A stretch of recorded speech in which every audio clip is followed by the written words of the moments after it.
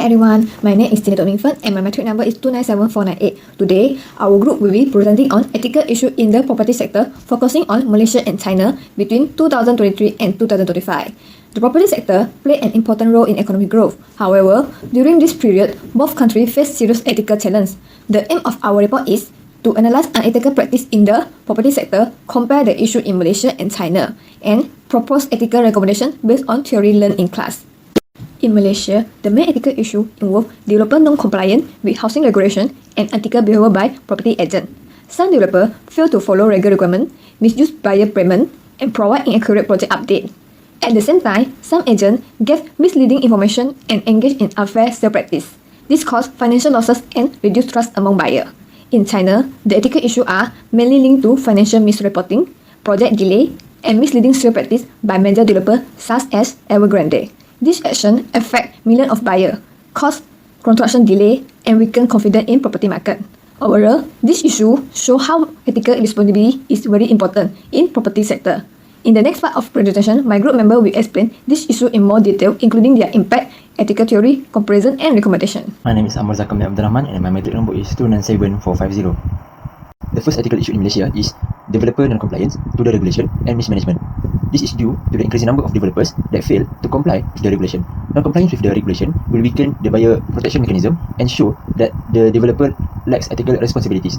To make it worse, buyers rely on the regulation and formal reports due to the lack of access to internet information about the project's financial health and construction progress. There is three unethical practices that involve the developer non-compliance to the regulation. The first one is hold and manipulate the information. The developer does not disclose an accurate update about the construction progress. Some developers even falsify and manipulate the progress report to show a higher completion rate than what was achieved. Secondly is misuse of buyers' money. Some developers will use the money for other project instead of using it for the project. This will create financial instability for the project and increase the risk of abandonment. And lastly is delayed obtaining the necessary approval. Some developers start to promote their project without getting permit or approval for the project first, and this may lead to project cancellation. Because of this, buyers must bear with the consequences and may face losses due to the cancellation. The second ethical issue in Malaysia is the unethical sales, valuation, and misrepresentation by the agents. This is an unethical behavior by the intermediaries as they play an important role in guiding the buyers before buying the property. This is because they have more information about the market than the buyers. Some misuse it for their advantage, making their behavior ethically questionable. This is all so that they may maximize their profit. The ethical practice involved in this issue, firstly, is dual agency without disclosing it. Some property agents may represent both sellers and buyers without disclosing it. This may lead to conflict of interest as the seller wants a higher price but the buyers want the lowest price. This may lead to the buyer not getting proper advice. Secondly is inflated property valuation. This occurs when the value of the property is intentionally valued at a higher price than what it is truly worth. Valuers do this to obtain a higher commission as they will be sold at a higher price. It involves manipulation and deception, which may lead to buyers paying more than what the property is worth. Lastly is misleading marketing and overpromising. This happens when the marketers exaggerate some information about the property to attract more buyers. For example, marketers promise the completion date, quality, and pricing, which are not realistic or intentionally exaggerate. Because of this, buyers cannot make informed decision due to the information being manipulated. Next, for the impact of the ethical issue, it affects two sides, which is the buyer side and the property sector side. For the buyer side, it impact their psychological stress, which many buyers take loans to buy the property and they are forced to pay even when the construction itself is delayed and cancelled. Secondly, they will have to delay their plan for the year. For example, they may have planned to get married this year, but due to the money having been used and the home not being finished, they may have to delay it for next year. Then for the property sector, first is undeveloped market. This is due to the reduced investor confidence because both local and foreign investors may hesitate to invest into Malaysia property market. Secondly is slower sales due to the buyer distrust. This will affect the liquidity and sustainability of the market. And lastly is the decline professional standard, where our real estate agencies will be seen as not having credibility due to the unethical behavior. Lastly, for the ethical theory application, the first theory is deontological. This theory focuses on moral duties and adherence to rules rather than the outcomes. Based on this theory, developer must be harnessed by following the rules and obligation to protect the buyers. When they violate these rules, regardless of whether they can complete the project or not, the act of deception itself is being considered as unethical. Secondly is utilitarian theory. This theory emphasizes on maximizing the benefit with the minimum harm for the greatest number of people. The unethical practice may benefit the developer in increasing sales, but it produces greater harm since the negative effect on many people is greater than the benefit and individual gains from this practice. Based on utilitarian ethics theory, this unethical practice is morally unacceptable. Hello, My name is Gabriel Saustia, and today I'll be explaining about the international issue. Since the 1980s, China's property sector has been a dominant economic driver, supporting countless jobs and investments. Culturally, homeownership is closely tied to marriage and stability, leading to one of the world's highest homeownership rates. High demand in major cities has driven up prices, while rural areas face a surplus of empty speculative developments. This market is impacted by serious ethical issues, including financial misreporting and the pre-selling of units that developers cannot complete.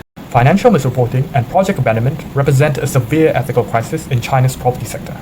Major developers like Evergrande have overstated assets and understated liabilities, misleading investors and securing unsustainable debt. This deception led to widespread defaults, halting projects and stranding homeowners. Driven by massive debt and intense competition, developers frequently mislead home buyers through false marketing and high-pressure sales tactics. Under China's pre-sale system, buyers pay in full for properties that are often exaggerated in terms of features, amenities, and construction progress. This deliberate misinformation breaches principles of truthful representation and fair dealing, leaving buyers unable to make informed financial decisions. The ethical failures in China's property sector have inflicted tragic consequences on home buyers, many of whom invested their life savings into unfinished or abandoned projects. This has caused severe financial hardship, emotional distress, and a wave of mortgage boycotts from desperate families. Simultaneously, confidence in the entire real estate industry has collapsed, frightening both domestic and international investors. This crisis of trust has triggered falling stock prices, frozen sales, and creates severe risks for the banking system, which is now burdened with unpaid debt.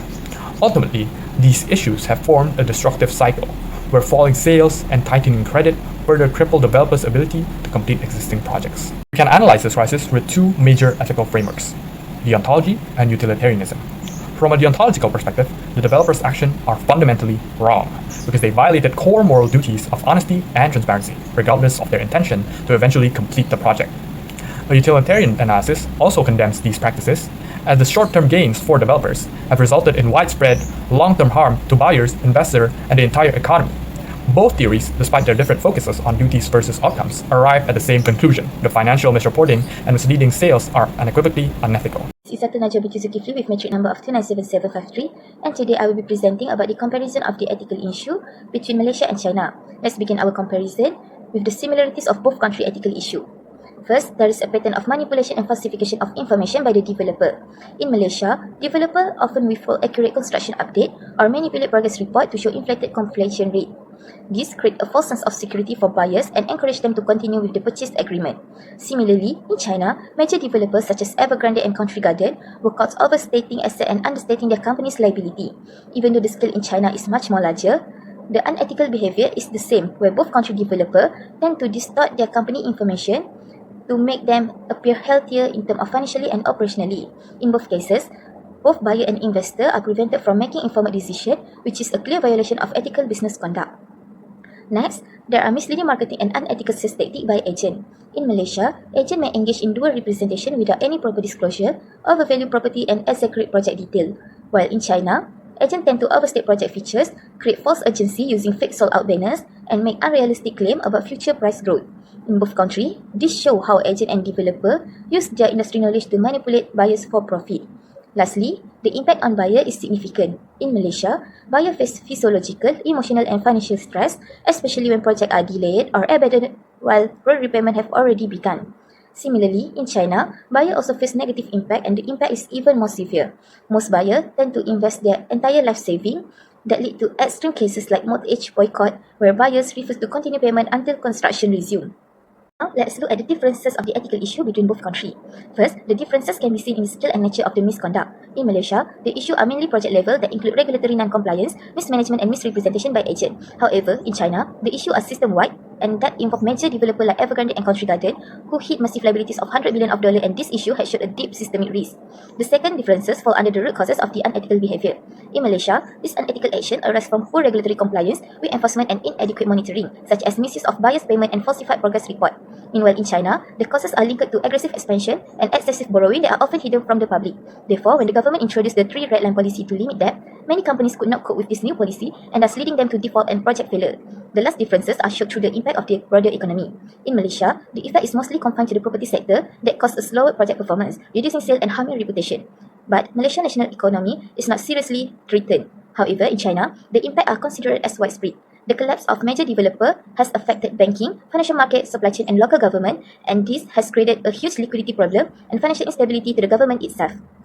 Hi everyone, my name is Leong Jiahui and my matching number is 300163. Today I would like to present about the ethical recommendation for the property sector in Malaysia and China. These recommendations are focused on preventing unethical practice, protecting buyers, and improving the trust in the market. These recommendations are also supported by two theories such as deontology and utilitarianism. First, for Malaysia, the first recommendation is to strengthen the regulation for property developer. Some developers fail to submit their progress report, misuse buyer funds, or abandon project. To solve this, the authorities such as KPKT should monitor this developer more strictly. For example, this developer should submit their real-time construction progress and audited financial report before selling the properties. From deontology perspective, these developers should have a duty to follow the law and contract. From the utilitarianism perspective, a stronger monitoring can reduce the loss and protect more buyers. Then, the second recommendation is to enforce the ethical practice among the property agent. In this situation, the problem include the misleading advertisement, overpricing, and conflict of interest. All the property agents should engage in ethical training, provide accurate information, and disclose any conflict of interest. Other than that, an anonymous complaint system can also be introduced. From the deontology perspective, the property agent must be honest. From the perspective of utilitarianism, the ethical sales can reduce the harm and increase the trust. Next, for China, the first recommendation is to improve the financial transparency of developer.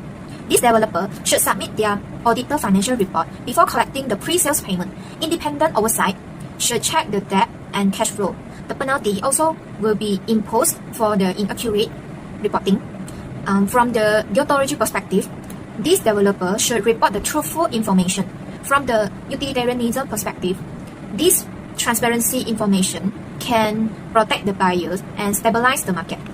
Then, the second recommendation is to regulate the pre-sales advertising and protect the buyers. The property advertisement must be accurate and supported by verified project progress. A mandatory escrow system should be used so the buyer's funds are released only when the construction milestones are met. This can reduce the risk of abandoned project and protect the buyers from financial loss. My name is Tan Jaya and my matrix number is 29932A. So for the conclusion, this study highlights the serious ethical issues in the property sector of Malaysia and China between 2023 and 2025. In Malaysia, the key problem includes developers not complying with regulation, misuse of buyer funds, and unethical practice by property agents. These issues mainly occur because of weak performance and poor governance, which will allow the developers and agents to take advantage of buyers. In China, although the issues are similar, they happen on a much larger and more systematic scale.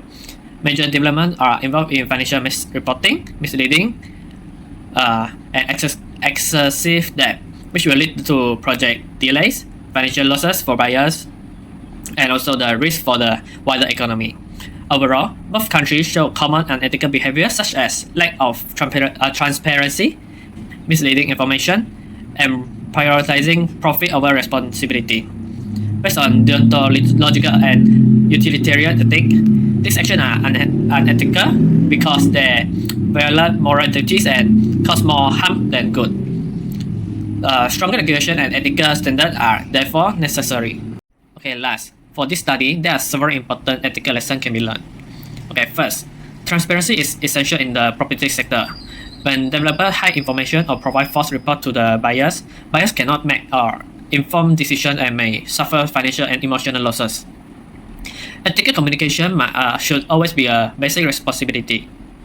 Second, strong regulation enforcement is crucial. The cases in both Malaysia and China show that weak supervision allows unethical practice to grow and cause serious damage to the market and society. Third, business should focus on long-term sustainability rather than short-term profit. While unethical action may bring temporary gains, but eventually destroy the trust and reputation for the company. So lastly, consumer education and buyer protection must be strengthened and buyers are less to manipulation. This lesson highlights the importance of ethics in building a trustworthy property industry.